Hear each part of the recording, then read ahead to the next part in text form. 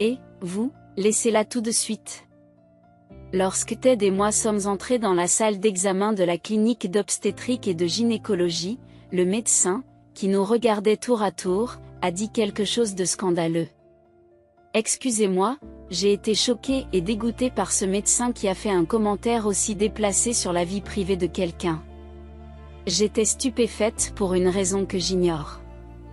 Ted n'a pas posé de questions et n'a rien dit. J'étais tellement déconcertée que je n'arrivais pas à bouger d'où j'étais. Peut-être ce médecin s'était-il assoupi?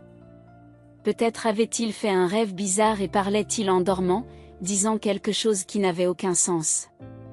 Mais en même temps, ses yeux nous regardaient, Ted et moi, droit dans les yeux. Non, vous avez mal compris. C'est lui, votre mari, dit le médecin. Sa voix, doucement brûlante de colère et du nom de Ted, est sortie de sa bouche, et Ted a regardé le docteur d'un air sérieux. Je m'appelle Nancy Johnson, j'ai 30 ans et je travaille comme infirmière. Je me suis mariée avec Ted il y a 5 ans, à l'âge de 25 ans, mais en raison de ma carrière d'infirmière, nos modes de vie n'étaient pas tout à fait compatibles.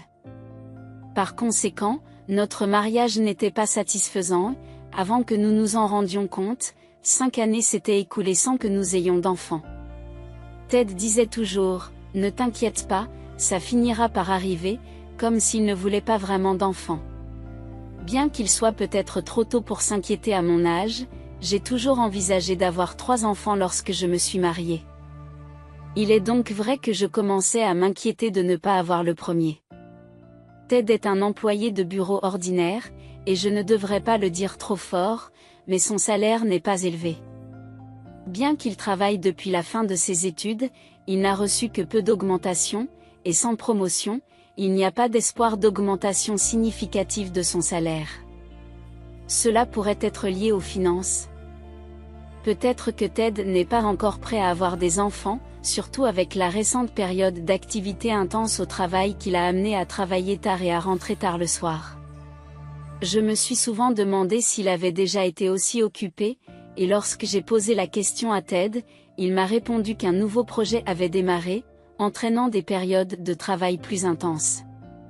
Nos habitudes quotidiennes étaient de plus en plus désynchronisées et je commençais à me sentir seule. Ted était habituellement un mari doux et gentil. En dehors de nos divergences de vue sur les enfants, il n'y avait pratiquement rien dont je n'étais pas satisfaite, et je n'avais donc jamais imaginé qu'une telle chose puisse se produire. Il y a 1 an, j'ai suggéré à Ted d'essayer de concevoir un enfant. Notre vie conjugale stagnait à l'époque et je me sentais impatiente, d'autant plus que beaucoup de mes amis mariés avaient déjà des enfants. Chaque fois que je voyais des nouvelles de leurs enfants sur les médias sociaux, je ne pouvais pas m'empêcher de penser que c'était beau. Cela s'est transformé en envie, au point que je suis devenue jalouse. C'est pour cette raison que j'ai cessé de consulter les médias sociaux et que j'ai choisi le bon moment. Il y a tout juste 1 an, lorsque Ted est rentré du travail, je lui ai dit que je voulais commencer à essayer d'avoir un bébé. Essayer de concevoir un enfant n'est pas quelque chose de naturel. Nous n'avons pas besoin d'en faire toute une histoire, n'est-ce pas? Mais ce n'est pas toujours le cas. Si le moment n'est pas bien choisi, cela ne veut rien dire. C'est ce que disaient mes amis. Le moment d'avoir des enfants peut varier d'une personne à l'autre. Il ne faut donc pas prendre cela trop au sérieux. Mais à l'époque, je ne savais pas grand-chose sur les tentatives de conception. Et je ne pouvais donc pas contester la réticence de Ted. Même si la prise de conscience de la nécessité d'essayer de concevoir diffère entre les hommes et les femmes, il aurait pu faire preuve d'une attitude un peu plus coopérative, n'est-ce pas? De toute façon, si vous vous prenez trop la tête, vous risquez de ne pas pouvoir concevoir. Même si c'est le cas, soyons patients, oui. Je pense que oui. Certes, comme Ted l'a mentionné, l'impatience peut donner l'impression que le résultat souhaité a moins de chances de se produire. J'ai connu la même frustration. Je suis allée travailler ce soir-là, comme d'habitude, et pendant ma pause, j'ai discuté de mes sentiments avec une collègue. Elle m'a réprimandée en me disant que je ne devais pas être aussi détendue face à la situation. J'ai trouvé ces paroles un peu agaçantes, car j'avais envie de me mettre en colère contre Ted. Je lui ai demandé conseil et elle m'a suggéré de consulter un gynécologue obstétricien. J'étais hésitante, car je n'en voyais pas l'utilité puisque je n'avais rien d'anormal. Cependant, elle m'a informé que de nombreuses femmes consultaient aujourd'hui un gynécologue obstétricien lorsqu'elles voulaient avoir un enfant. C'était un nouveau concept pour moi et cela m'a ouvert les yeux. Mon prochain jour de congé étant dans 2 jours, c'est-à-dire un jour de semaine, j'ai décidé de me rendre chez le gynécologue obstétricien à ce moment-là. J'ai choisi le gynécologue obstétricien le plus proche de chez moi, en gardant le secret pour Ted, bien que ce soit l'option la plus proche. La gynécologie obstétrique se trouvait à 2 stations de train. Comme il n'y en avait que quelques-unes dans la région, j'ai pensé qu'il n'y aurait pas trop de monde un matin de semaine. Cependant, lorsque je suis arrivée, j'ai été surprise par le nombre de personnes. Toutes les chaises de la salle d'attente étaient occupées et il y avait même des femmes enceintes qui attendaient debout. Vu la situation, je n'ai pas pu trouver de siège et j'ai dû m'appuyer contre le mur. Après avoir attendu mon tour, j'ai finalement été appelée dans la salle d'examen et j'ai subi l'examen environ 1 heure après mon arrivée à l'hôpital. Le médecin m'a conseillé d'essayer la méthode du calendrier, qui consiste à coordonner notre intimité avec ma période d'ovulation, comme première approche pour essayer de concevoir. Si cette méthode fonctionne, je pourrais avoir un enfant dans quelques mois. J'ai réfléchi à ce que le médecin m'avait appris, en pensant à notre vie future. Tout d'abord, je devais discuter de la méthode du calendrier avec Ted, car elle nécessitait une coopération entre nous. En tant que couple, j'ai parlé fermement à Ted ce soir-là. Je suis désolée de te déranger alors que tu es fatigué par ton travail, mais je suis allée chez le gynécologue obstétricien aujourd'hui, lui ai-je dit. Ted a tourné vers moi son visage rouge, rougi par l'alcool, les yeux écarquillés par la surprise. Je veux vraiment un enfant. Le médecin m'a suggéré une méthode qui s'appelle la méthode du calendrier, et j'expliquais à Ted. Ted, ivre, ne semblait pas prendre mes paroles au sérieux, mais au moins il ne m'a pas interrompu. Allez-vous coopérer avec moi? J'ai essayé de choisir mes mots avec soin, pour ne pas offenser Ted, mais il s'est gratté la tête. L'air ennuyé, il a répondu, j'ai l'impression d'être forcé et ça ne me plaît pas du tout. Il n'y a pas d'autre moyen? Les paroles insensibles de Ted m'ont fait tourner la tête. Il m'avait fallu beaucoup de courage pour aller chez le gynécologue obstétricien, et il était embarrassant de partager nos problèmes conjugaux avec un médecin de sexe masculin, même si c'était un professionnel. Il ne connaissait pas tous les problèmes que je traversais et ne faisait pas la différence entre ce qui était approprié et ce qui ne l'était pas. De plus, je voulais exprimer mes sentiments à Ted, mais je savais que si nous nous disputions maintenant, il deviendrait encore moins coopératif. Je me suis donc abstenue d'utiliser d'autres méthodes, qui peuvent être assez coûteuses, et ils m'ont suggéré de commencer par la méthode qui ne coûte rien. Voulez-vous bien travailler avec moi? Même Ted a semblé troublé par la mention du coût, et bien qu'à contre-séure, il a accepté d'essayer la méthode recommandée par le médecin. Persuader Ted était une tâche épuisante en soi, et j'étais anxieuse à l'idée de ce qui allait suivre. Cela faisait presque 1 an que nous avions commencé à essayer de concevoir un bébé. Non seulement Ted n'était pas du tout enthousiaste dès le début, mais nos modes de vie ne correspondaient pas, et les choses n'allaient pas bien. De plus, qu'il soit dégoûté par la pression de la vie conjugale, Ted ne rentrait souvent pas à la maison le jour prévu, avec seulement une occasion par mois. J'avais envie de pleurer, mais je ne pouvais pas confronter Ted, car cela ne ferait que le désintéresser. Le stress a provoqué un retard de mes règles et j'ai dû me faire prescrire des médicaments par le médecin. Je n'ai pas pu m'empêcher de me sentir faible et je me suis plainte devant le médecin de la date à laquelle j'aurai un enfant. Le médecin a écouté sérieusement mes préoccupations et m'a même donné des conseils sur la manière de faire coopérer Ted. J'étais reconnaissante, mais aussi irrité par la raison pour laquelle Ted ne voulait pas coopérer avec moi. Ce soir-là, c'était l'occasion de sortir une fois par mois, j'avais donc résolu d'inviter Ted, mais ce dernier n'est pas rentré à la maison, même si la date avait changé. Le lendemain, j'avais une journée de travail et je ne voulais pas me coucher trop tard. Alors que je soupirais et que j'étais sur le point d'abandonner et de me coucher, j'ai finalement entendu la porte d'entrée s'ouvrir. Il allait être 1h du matin, et je suis à la maison. Il est entré dans le salon en riant de travers, probablement ivre et en bafouillant ses mots. L'insouciance de Ted m'a donné le vertige. « Tu te souviens de ce qu'on fait aujourd'hui ? » Je ne voulais pas dire cela, mais je me suis rendu compte que je devais le dire clairement, sinon Ted ne comprendrait pas. Je me suis résolu à faire face à Ted. Ah, aujourd'hui, quel jour était-ce ? Peut-être qu'il s'est finalement souvenu en voyant mon visage sérieux et qu'il a paresseusement plissé les yeux. Si tu n'aimais pas ça, tu aurais dû appeler. J'ai attendu tout ce temps. Je n'ai pas pu m'empêcher de me souvenir de tous ces ennuis. Jusqu'à présent, j'ai inventé mon mécontentement à Ted. Tu sais, j'ai réfléchi, les yeux de Ted se sont rétrécis, comme un serpent, je suis tellement sous pression. On me dit tous les mois de respecter le calendrier libre, mettez-vous à ma place en rentrant chez vous, fatigué par le travail. Franchement, je n'ai pas envie d'être avec toi en ce moment. J'ai sursauté aux paroles de Ted.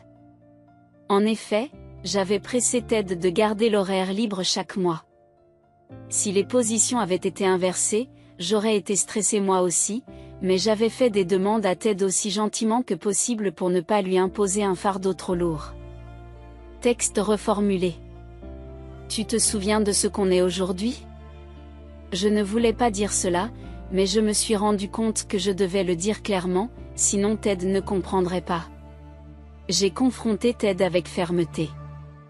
Ah, aujourd'hui, quel jour était-ce ? Peut-être qu'il s'en est enfin souvenu en voyant mon visage sérieux et qu'il a paresseusement plissé les yeux. Si tu n'aimais pas ça, tu aurais dû appeler. J'ai attendu tout ce temps. Je ne pouvais pas m'empêcher de me rappeler tous les problèmes. Jusqu'à présent, j'ai exprimé mon mécontentement à Ted.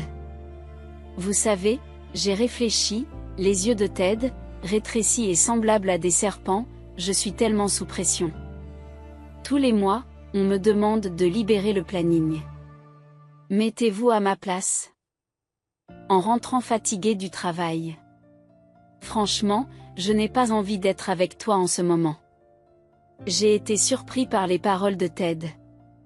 En effet, j'avais fait pression sur Ted pour qu'il libère l'horaire chaque mois.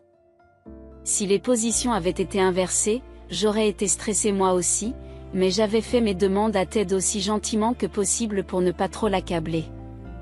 Je retenais ce que je voulais vraiment dire, c'est-à-dire prendre les choses plus au sérieux en continuant à voir Ted qui supposait qu'il était le seul à se battre pour que je me sente malheureuse. Eh bien, faisons une pause pendant un certain temps. J'ai senti que si nous continuions ainsi, cela ne ferait qu'augmenter notre fardeau à tous les deux. J'ai demandé une trêve temporaire. Ted a semblé soulagé par ma proposition, disant que c'était très bien, puis je me suis sentie faible à l'idée de savoir quand nous pourrions avoir un enfant. 3 mois après que j'ai parlé à Ted de la trêve, il a semblé être libéré de la pression d'essayer de concevoir un enfant et il a commencé à sortir jouer pendant ses jours de congé.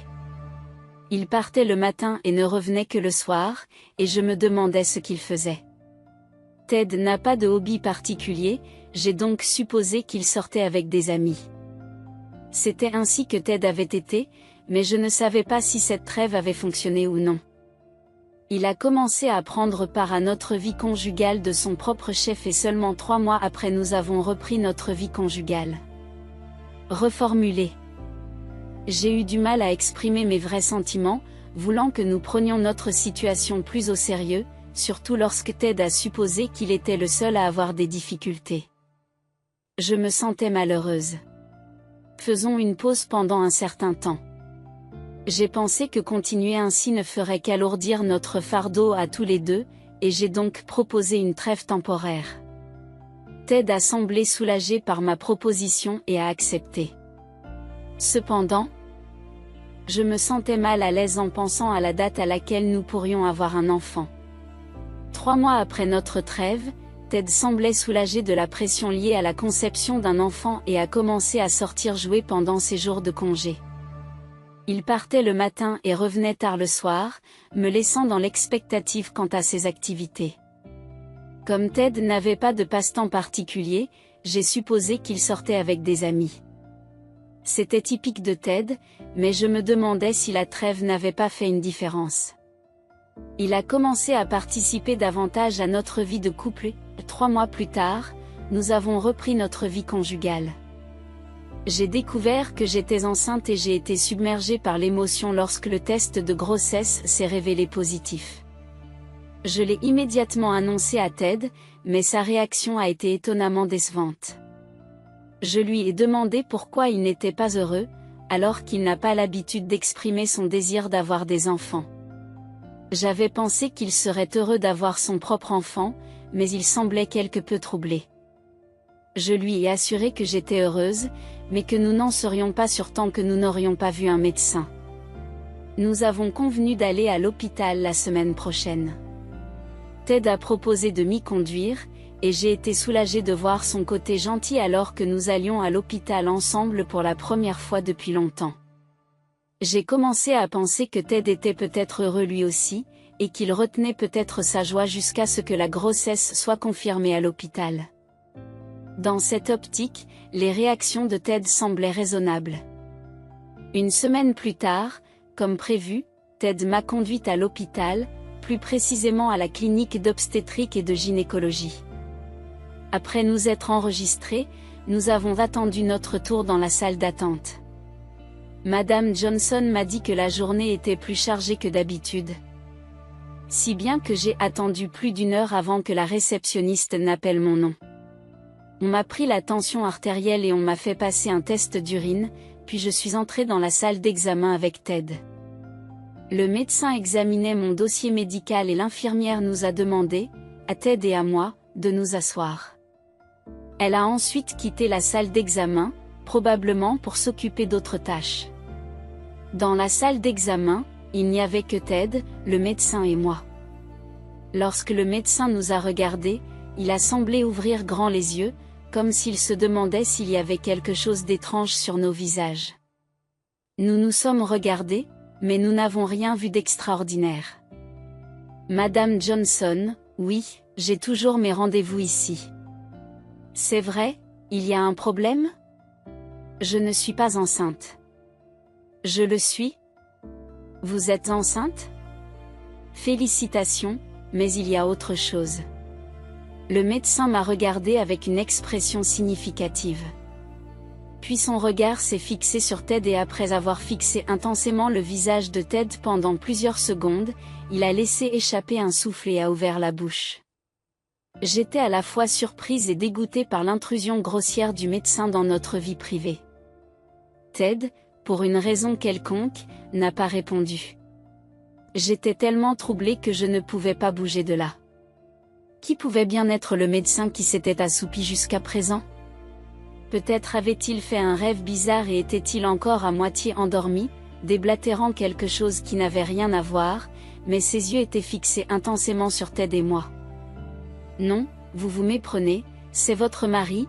Le nom que le docteur a donné à Ted est sorti de sa bouche calmement en colère, et Ted l'a regardé fixement. Je m'excuse pour mon manque d'expression, Madame Johnson.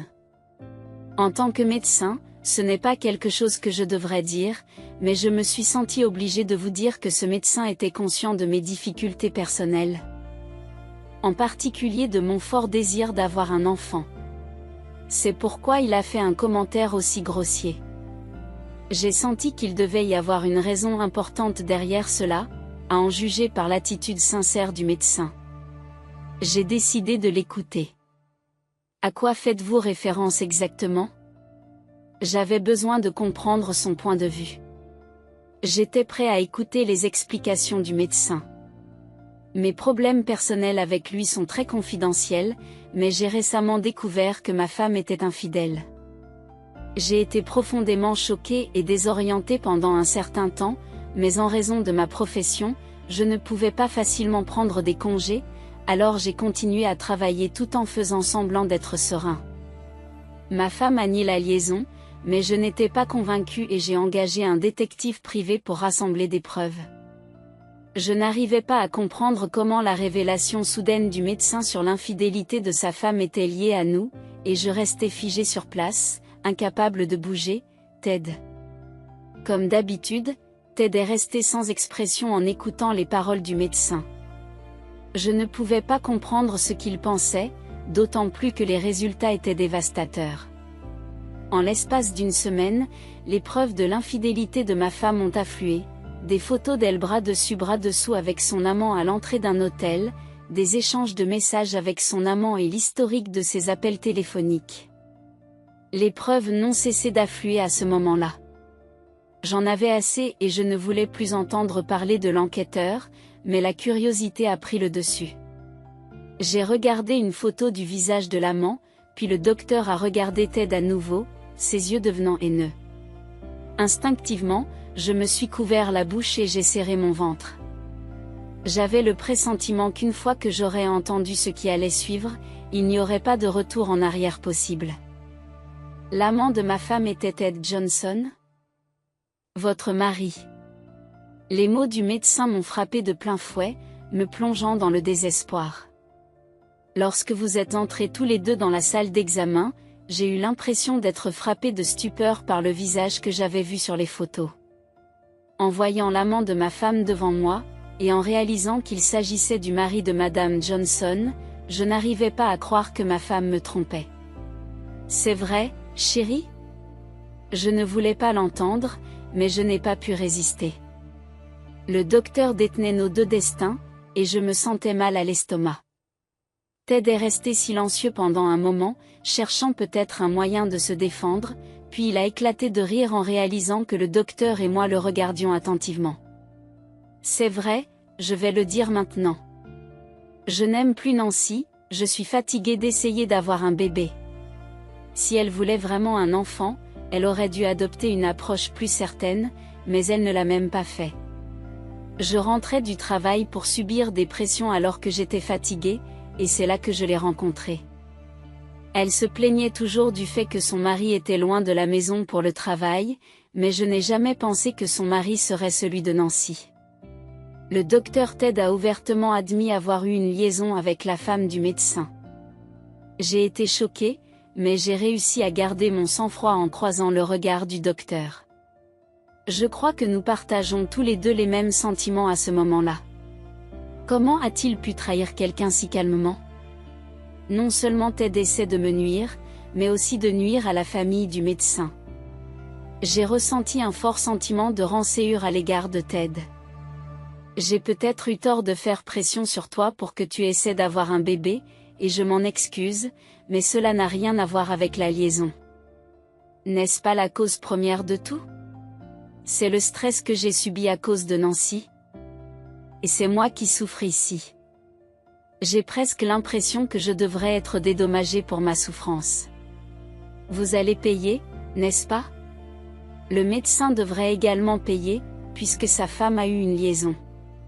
Sous le stress actuel, Ted a commencé à insister sur son droit à l'indemnisation sans admettre sa culpabilité. La pression d'avoir un bébé n'était rien comparée au fait qu'il avait triché. Pour cette raison, qui est absolument inacceptable, il pourrait penser sincèrement qu'il a raison, qu'il est la victime, mais le médecin et moi écoutions Ted avec le cœur froid. Savez-vous au moins ce que vous dites ? Je ne pouvais plus me retenir. Jusqu'à présent, j'avais été prévenante à l'égard de Ted, qui avait été gentil dans tous les domaines, sauf lorsqu'il s'agissait d'essayer d'avoir un bébé. Mais après avoir entendu tout cela, je ne pouvais plus rester silencieuse. J'avais atteint mon point de rupture. Bien sûr, c'est toi qui vas payer, Ted. Je ne peux pas croire que tu m'aies trompé, sachant que nous avions un enfant en route. J'ai la responsabilité d'élever cet enfant maintenant, et je te demanderai d'en prendre aussi la responsabilité. Pas seulement partager les biens, mais aussi s'assurer que tu paies la pension alimentaire, hein. Tu peux dire ça, mais je n'ai pas d'argent. Alors emprunte ou fais ce que tu as à faire. Je suis prêt à consulter un avocat. Vous n'aurez aucune chance. Ensuite, s'il s'agit d'un dédommagement pour préjudice moral, je le réclamerai aussi à ma femme. Vous aussi, vous pourrez nous rembourser ensemble. Vous finirez aussi par vous marier, car le médecin et moi prévoyons de mettre fin à nos relations avec nos partenaires infidèles. Ensemble, nous avons confronté Ted, et après avoir présenté mes arguments logiques, Ted a finalement quitté la salle d'examen. Je suis vraiment désolée pour les actions de mon mari. Non, c'est ma femme qui est à blâmer. Surtout maintenant que vous venez d'apprendre la naissance d'une nouvelle vie. Non, cet enfant ne mérite pas cela. Au contraire, je suis soulagée de l'avoir appris avant sa naissance. Mais je vous remercie. La trahison et la frustration étaient indéniables. J'ai eu l'impression que le médecin m'avait aussi aidé dans mes affaires personnelles. Ce sera difficile à partir de maintenant, mais n'hésitez pas à me demander conseil à tout moment. Je vous aiderai autant que possible. La réflexion du médecin m'a fait monter les larmes aux yeux, la douleur était réciproque pour nous deux, en tant que camarades. Nous nous sommes regardés pendant un moment, réconfortant mutuellement nos blessures. Ce jour-là, ma grossesse a été confirmée sans problème, et on m'a conseillé de revenir pour un contrôle dans quelques semaines. En quittant la salle d'examen, j'ai vu de nombreux patients qui attendaient, et bien que je sois désolée pour eux, je ne pouvais pas me concentrer sur les autres à ce moment-là. Ted étant déjà rentré chez lui, je n'ai pas eu d'autre choix que de prendre le train pour rentrer chez moi, me sentant seule mais pensant aussi à la nouvelle vie qui grandissait en moi. Je me sentais seule, mais je pensais aussi à la nouvelle vie qui grandissait en moi. Je me sentais pleine d'espoir et je me disais que nous allions traverser cette épreuve ensemble en touchant doucement mon ventre. La petite vie à l'intérieur semblait veiller sur moi, et je me sentais satisfaite. Lorsque je suis arrivée à la maison, Ted était parti et la carte de visite d'un avocat spécialisé dans les divorces avait été laissée sur la table à manger. J'avais déjà pris la décision de divorcer de Ted et j'ai donc appelé sans hésiter le numéro qui figurait sur la carte. Ted croit qu'il peut recevoir une pension alimentaire de ma part, mais comme je l'avais déjà informé, c'est moi qui recevrai une pension alimentaire. Je ne manquerai pas non plus d'exiger une pension alimentaire pour les enfants. Je me suis rapidement préparée à consulter un avocat. Il est certain que Ted était largement fautif dans les négociations du divorce. C'était une erreur de sa part d'essayer de me demander une pension alimentaire, surtout lorsque je lui ai présenté les preuves de son infidélité, ce qui l'a laissé sans voix. J'ai insisté pour qu'une somme forfaitaire de $100 000 soit versée au titre de la pension alimentaire, en plus du règlement des biens. Bien qu'il se soit plaint, je connaissais suffisamment Ted pour savoir qu'il risquait d'arrêter les paiements à mi-parcours. J'ai choisi d'exiger la totalité de la somme en une seule fois pour lui faire sentir le poids de sa culpabilité, plutôt que de demander des versements mensuels. Il semble que le médecin ait également divorcé de sa femme et demandé une pension alimentaire. Nous sommes restés en contact régulier et avons échangé des informations sur nos situations respectives. L'épouse du médecin semble avoir remarqué la disparité entre le salaire de Ted et celui du médecin, et compte tenu du fait que Ted devait payer la pension alimentaire en une seule fois, elle semble rencontrer des difficultés financières. Elle aurait demandé au médecin de la reprendre, mais celui-ci a fermement refusé de raviver leur relation après avoir été trahi. Il a répondu avec dégoût qu'une relation ne se répare pas. Je partage son avis. Il est égoïste d'espérer revenir à l'ancienne relation après avoir causé tant de problèmes. J'espère que Ted et cette femme souffriront pendant un certain temps pour avoir brisé d'autres familles. Nous sommes comme des camarades, n'est-ce pas? Oui, si cela ne vous dérange pas, aimeriez-vous aller prendre le thé quand vous serez libre? Je ne me suis étonnamment pas senti mal à l'aise face à l'invitation du médecin. Ce doit être parce qu'il me traite en gentleman.